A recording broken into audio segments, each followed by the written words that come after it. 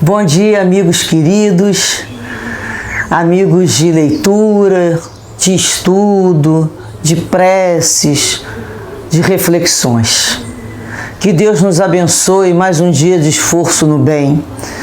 Que Deus nos abençoe a todos, corações com boa vontade em modificar, corações que têm vontade e o desejo sincero de se libertar de antigas cadeias, de paixões e vícios que tanto nos atrasam e já atrasaram.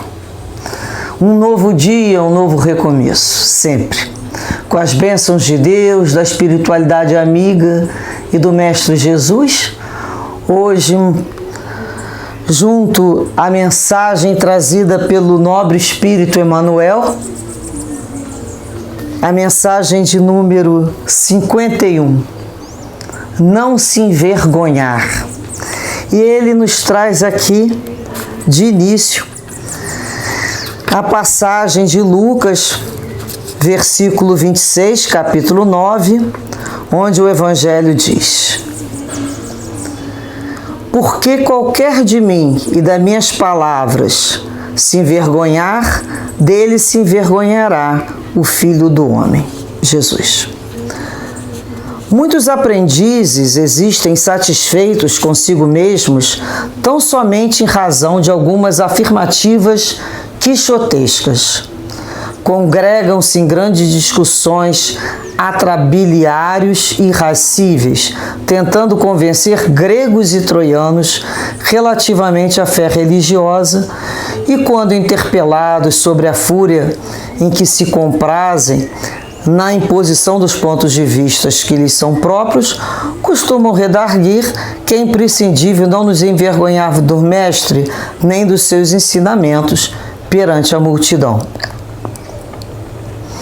Todavia, por vezes, a preocupação de preservar o cristianismo não passa de posição meramente verbal. Tais defensores do Cristo andam esquecidos de que, antes de tudo, é indispensável não lhe esquecer os princípios sublimes diante das tarefas de cada dia. A vida de um homem é a sua própria confissão pública. A conduta de cada crente é a sua verdadeira profissão de fé.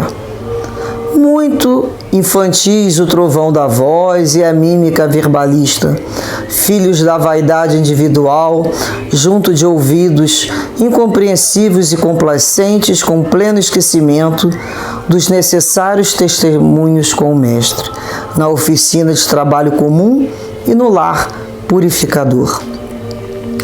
Torna-se indispensável não se vergonhar o aprendiz de Jesus, não em perlengas calorosas das quais cada contentor regressa mais exasperado, mas sim perante as situações aparentemente insignificantes ou eminentemente expressivas em que se pede ao crente o exemplo de amor, renúncia e sacrifício pessoal que o Senhor demonstrou em sua trajetória sublime.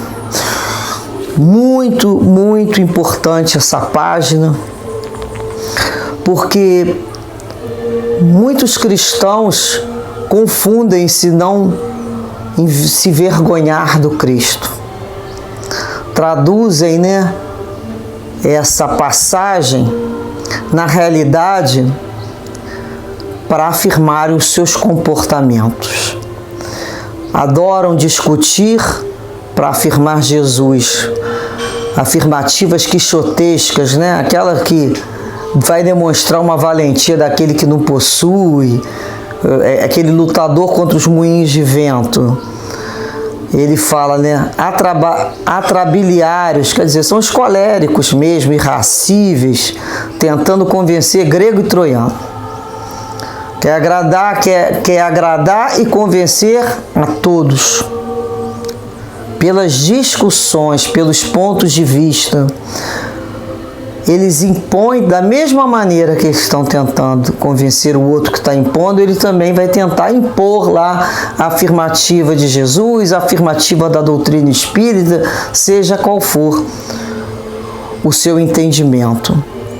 E quando lhe perguntam,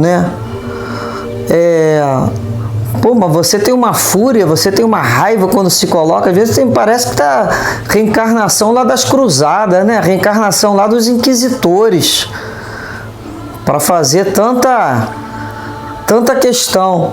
E aí eles falam, não posso me envergonhar, faço isso por Jesus, para defender Jesus, eu não me envergonho do Mestre. Será que Jesus precisa que nós usemos a fúria, a raiva para defendê-lo? Quantas lutas, quantas mortes, quantas barbaridades são cometidas até hoje em nome da defesa de Deus e de Jesus? Realmente, se pararmos para estudar com calma o Evangelho, em que momento foi que Jesus nos deu essa ideia de luta? Na hora que próprio Pedro ia defendê-lo da prisão, que levantou a bainha, né? Que levantou a espada da bainha da sua cintura, Jesus o segura e manda ele guardar a espada. Quem com a espada fere, com a espada será ferida. Quando Judas queria a luta política, de maneira nenhuma ele concedeu. Ele não fazia espetáculos para conquistar aqueles que queriam ver coisas sobrenaturais. Falou, nenhum ireis dar. Eles queriam uma prova. Não adiantava. Nem que as pedras falassem ali, alguns não iriam acreditar. Mas as pedras quase faltavam falar da existência do Mestre Jesus. Interessante, né? Essa preocupação de preservar o cristianismo, na maior parte do momento, é só verbal. Porque, antes de tudo, é indispensável não esquecer os princípios de Jesus. Quais são os princípios de Jesus? A humildade, o amor, a renúncia, o perdão, diante das tarefas de cada dia. Nós já conseguimos agir assim? Pelo perdão, pelo entendimento, pela indulgência, pelo olhar de caridade no nosso dia a dia? Isso sim é defender o Cristo. São através dos comportamentos. Uma palavra pode convencer algumas pessoas. Existem bons argumentadores. Convencem pessoas sim. Mas o exemplo arrasta multidões. Foi o que Jesus fazia. O magnetismo e o seu comportamento arrastava, buscava aquela multidão de sofredores para lhe ouvir as palavras de consolo e de amor, de resignação, de confiança em Deus. Então é o nosso, ele fala aqui, Emmanuel nos diz que a nossa vida é a nossa confissão pública. Como é que você vive? O que eu falo, né? Posso usar um argumento, fazer um gesto, mas o importante é como eu ajo na minha vida pública, na minha vida familiar. Como é o meu comportamento? Ele é igual o que já foi há alguns anos, algumas décadas atrás? Ou ele vem se pautando nos ensinamentos de Jesus? Isso sim, né? Então ele fala aqui, olha, que a conduta de cada um de nós é a nossa profissão de fé. Nós devemos viver a nossa fé no dia a dia. Afirmar a palavra de Jesus é muito bom, né? Clamarmos por Jesus é muito bom, mas não podemos perder tempo ou entrando em situações de lutas mentais que sairemos sem energia desnecessária, onde poderia ser utilizada para aquele outro que precisa da nossa energia. Não se diz aqui que estamos negando Jesus, mas Jesus não precisa que ninguém vá defendê-lo. Ele mesmo se entregou docemente e ainda disse: Pai, perdoa porque eles não sabem o que fazem. Em nenhum momento de Jesus o vemos na ira. Ele chamava de hipócritas, quando era para chamar, ele falava, vocês são os hipócritas, né? Algumas coisas ele dizia com a sua firmeza moral, com quem sempre teve autoridade moral, mas nem por isso ele nunca avançou sobre o outro para se impor. Então ele fala aqui, né? Infantis o trovão da voz e a mímica verbalista. Quer dizer, a vaidade individual daquele que começa a rugir, né? O trovão para afirmar Jesus, e começa aquela discussão de bota o dedo no outro. Mímica verbalista. Isso tudo é vaidade, ponto de vista. Ponto de vista de um sobre o outro. É a luta dos argumentos. E os ouvintes são muitas vezes incompreensivos, complacentes e se esquecem do necessário testemunho com o mestre nos trabalhos comuns no lar purificador. Lar purificador. Como está sendo a nossa atitude diante da nossa família? Como está sendo as nossas palavras, os nossos pensamentos em torno das nossas oficinas de trabalho? Como temos nos comportar? Que tipo de instrumento somos esses? Que tipo de embaixadores do Cristo já somos? E aqui ele fala, né?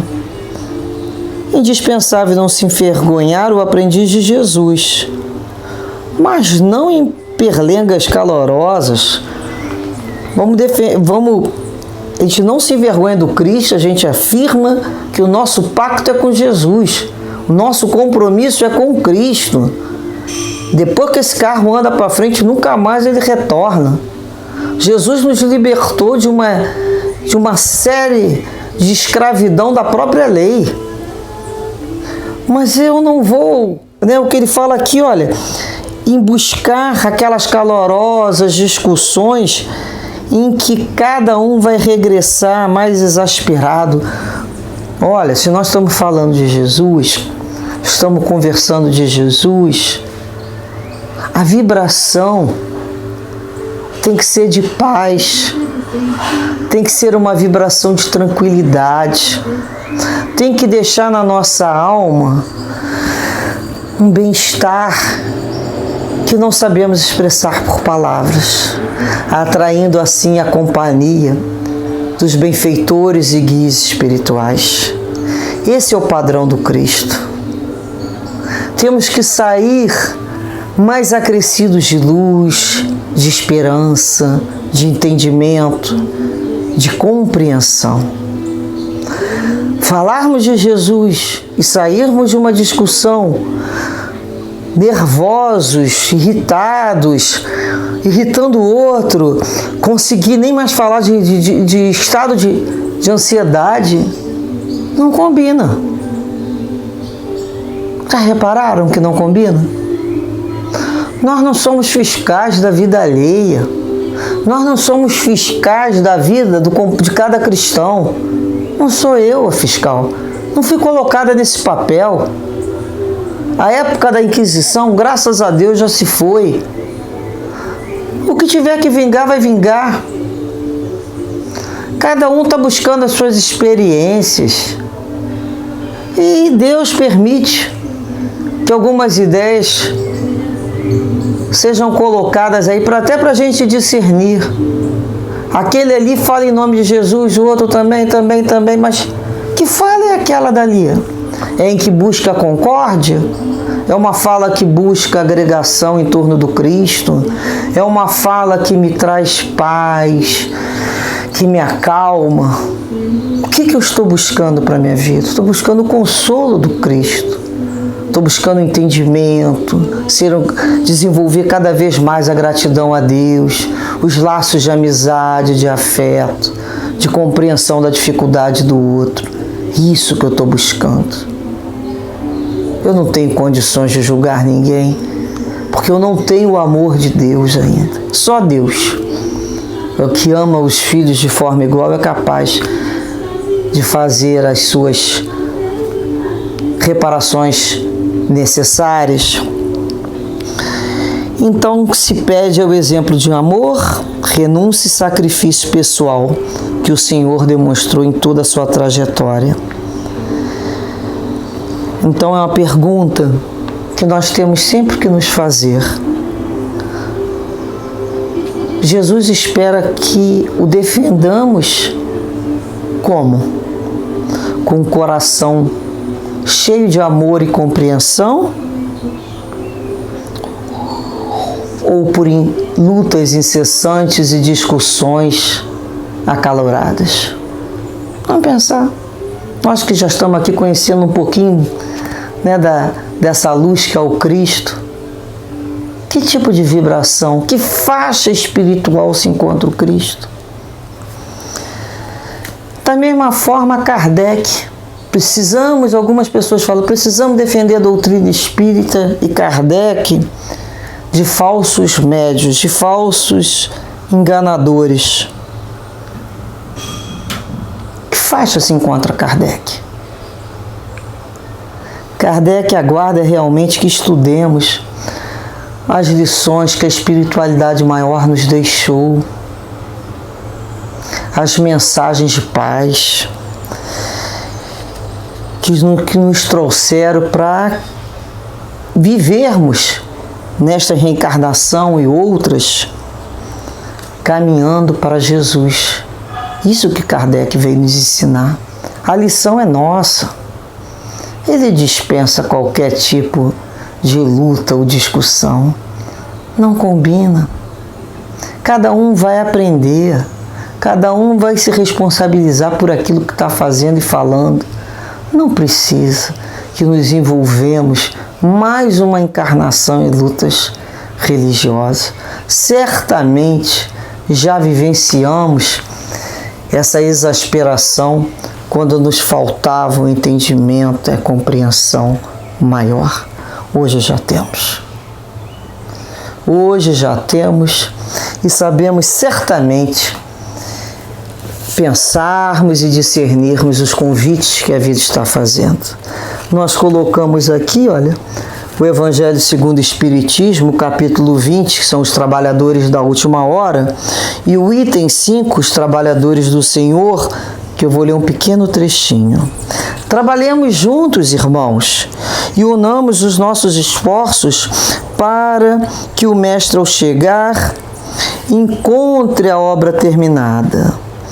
Porque então o Mestre lhe dirá: vinde a mim, vós que sois bons servidores, vós que fizeste calar vossos ciúmes e vossas discórdias, para não deixar que a obra sofresse.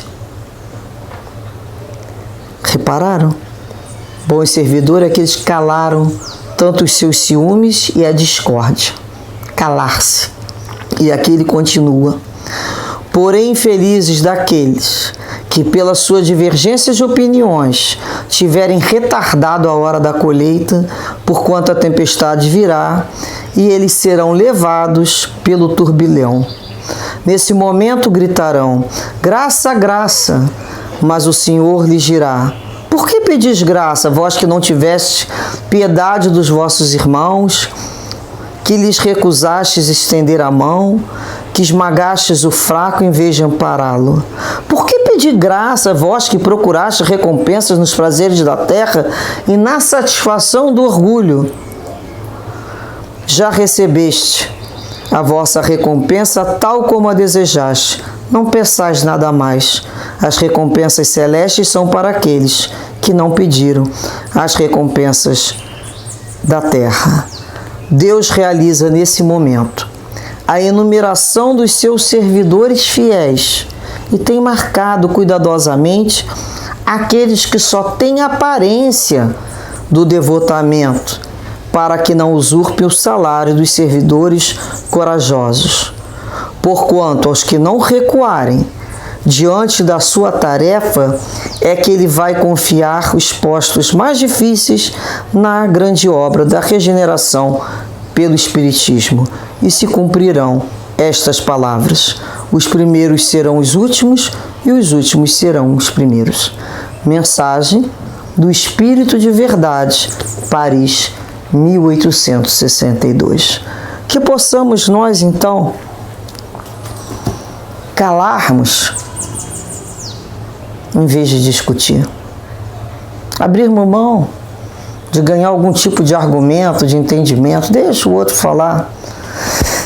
Que a nossa paz seja mantida. É isso que temos que entender. A nossa energia não é para convencer a quem quer que seja que não quer ser convencido. Porque o mundo está aí mostrando o tempo todo provas. O nosso trabalho é exemplificar pelo nosso dia a dia, nos atos mais simples. Isso sim é demonstrarmos a importância de Jesus em nossas vidas.